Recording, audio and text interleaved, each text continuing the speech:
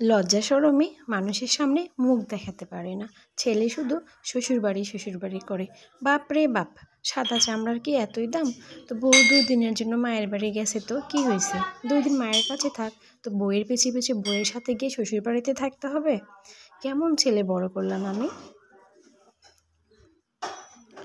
জামাই যদি তার মেয়েকে ভালোবাসে, তো তার মেয়ে যখন জামাইয়ের শ্বশুরবাড়িতে আসে তাহলে খুব ভালো, জামাই খুব ভালো, খুব আদর করে, বাচ্চা কাচ্চাকে না দেখে থাকতে পারে না। সেম কাজে যদি আবার তার ছেলে করে, তার বউ যদি তার মার বাড়িতে যায়, তো তারও তো বাচ্চা কাচ্চা আছে, তারও তো দেখতে মন যাইতে চান না?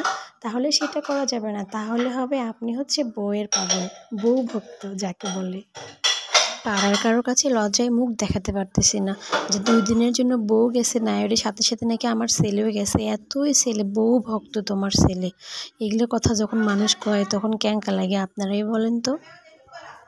আর অধিকাংশ মায়েদেরই মাথায় এই চিন্তাটা কাজ করে যে ছেলেকে বিয়ে যখন দিয়ে দেওয়া হয় তখন ছেলে পর হয়ে যায়। আর ছেলে যখন বউয়ের সাথে তার বাবার বাড়িতে যায় তখন ছেলের বউ ছেলের কানের ভিতরে বিভিন্ন কথা বলে বলে বলে বলে ছেলের কানটা ভারী করে দেয়, যাতে মা ও ছেলের সম্পর্কটা নষ্ট হয়। তাদের মাথায় এই চিন্তাটা কেন কাজ করে বেশি জানেন? তাদের মাথায়, কারণ তার মেয়ে যখন তার বাসায় আসে তখন সে তার শ্বশুর শাশুড়ির নামে ইচ্ছা মতো বদনাম করে, তাই না? তো সে তো এই জিনিসটা অবজার্ভ করে, খেয়াল করে।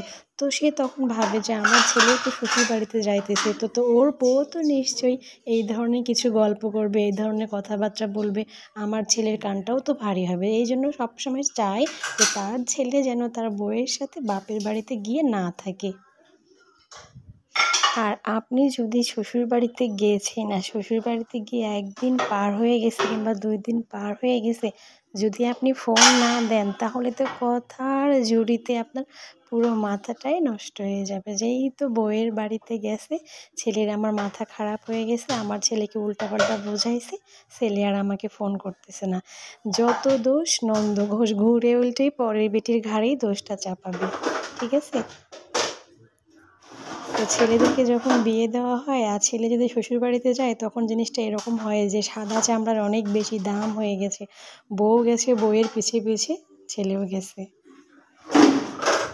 তো যাই হোক, এই বিষয়ে আর কথা না বলি। বউকে অবশ্যই ভালোবাসা উচিত, বউয়ের পাশাপাশি বউয়ের বাবা মার লোকজনকেও ভালোবাসা উচিত। এটা আমি একজন গৃহবধূ হয়ে হিসেবে তোমাদের সবাইকে বলতেছি। যারা যারা বিয়ে করবে আগামীতে, তো তোমরা সবাই কিন্তু শ্বশুরবাড়ি এবং বাবার বাড়ির 2 পক্ষের আত্মীয় স্বজনকেই সমানভাবে সম্মান দিয়ে কথা বলবা। তুমি যদি এক পক্ষকে সম্মান দাও তাহলে তোমার বউয়ের মনটা খারাপ হয়ে যাবে, তাই না? ন্যাচারাল, যেমন আমার মনটাই কিন্তু খারাপ হয়ে যায় অনেক সময় যে আমার স্বামী তার বাবা মাকে এতটা মূল্য দেয়, আমার বাবা মাকে এতটা মূল্য দেয় না। যদি এরকম কোনো কিছু একটু 19-20 হয়ে যায় তখন কিন্তু মাথার ভিতরে অনেক একটা প্রেশার ঢুকে যায়, যন্ত্রণা ঢুকে যায়। এটা আপন আপন মনে হয় না, পর পর মনে হয়। এই জিনিসটা আমি যেরকম ফিল করি আমার মনে হয় অন্যরাও তেমন ফিল করে। তো এটা কিন্তু কখনোই কারো করা উচিত নয়। সবাই শ্বশুরবাড়ির লোকজনও যেমন ইম্পর্টেন্ট, বাবার বাড়ির লোকজনও তেমন ইম্পর্টেন্ট, তাই না? তো আমরা সবাই চেষ্টা করব পুত্রবধূ হিসেবে শ্বশুর শাশুড়ির মন জয় করে চলার জন্য। আর একটা কথা প্রচলিত আছে না, পরের মন যদি দুধ দিয়েও ধোয়া হয় তারপরে কিন্তু তার মনটা পাওয়া যায় না। কথাটা আসলেই সত্যি। এটা নিজেদের ক্ষেত্রে ফিল করার চেষ্টা করুন, কথাটা আসলে সত্যি। পর তো পরেরা কখনো আপন হয় না, কিন্তু পরিস্থিতির ক্ষেত্রে আমাদেরকে আপন করে নিতে হয়। আর নিজের মা বাবাকে আমরা যেরকম ভাবি কিংবা তারা যেমন আমাদেরকে ভাবে, আমার শ্বশুর শাশুড়িও যে আমাকে নিয়ে সেম ভাববে কিংবা তোমাদেরকে নিয়ে সেম ভাববে, ব্যাপারটা কিন্তু আলাদা না। মা বাবা এবং শ্বশুর শাশুড়ির ভিতরে অবশ্যই পার্থক্য আছে। তো সব কিছু মেনে নিয়েই তো আমাদেরকে চলতে হবে। এটাই তো পরিবার, এটাই তো পরিবেশ, তাই না? আর জীবন মানেই কিন্তু হার জিতের গল্প। এই জীবনের ভিতরে হারার গল্পও থাকবে, জিতার গল্পও থাকবে। সুখ, বেদনা, দুঃখ এসব কিছু কিন্তু বিপরীত শব্দ, তাই না? সুখের বিপরীতে দুঃখ আছে, দুঃখের বিপরীতে সুখ আছে।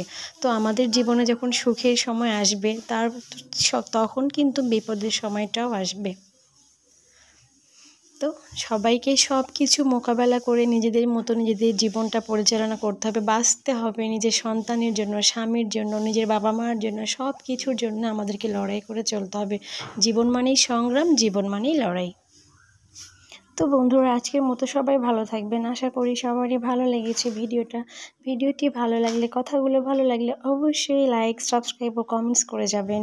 যারা যারা আমার পাশে থাকবেন, আমাকে ভালোবাসা দেবেন, অবশ্যই আমিও চেষ্টা করব সবসময় আপনাদের সবাইকে ভালোবাসা দিয়ে সবার পাশে থাকার জন্য। আর এই প্ল্যাটফর্মটাই এরকম, আমরা যদি একে অপরের সাহায্য না করি, সহযোগিতা না করি, তাহলে আমরা কখনোই কেউ বড় হতে পারবো না। একটা কথা আছে, 10 মিলে করি কাজ, হারি জিতি নাহি লাজ। তো সবাই মিলে যদি কাজ করি, হেরে গেলেও কোনো লজ্জা নেই। আর আমি যদি একা একা কাজ করি, হেরে গেলে কিংবা জিতে গেলে, সেটার কিন্তু অনুভূতিটা অন্যরকম হবে। সবাই মিলে কাজ করব।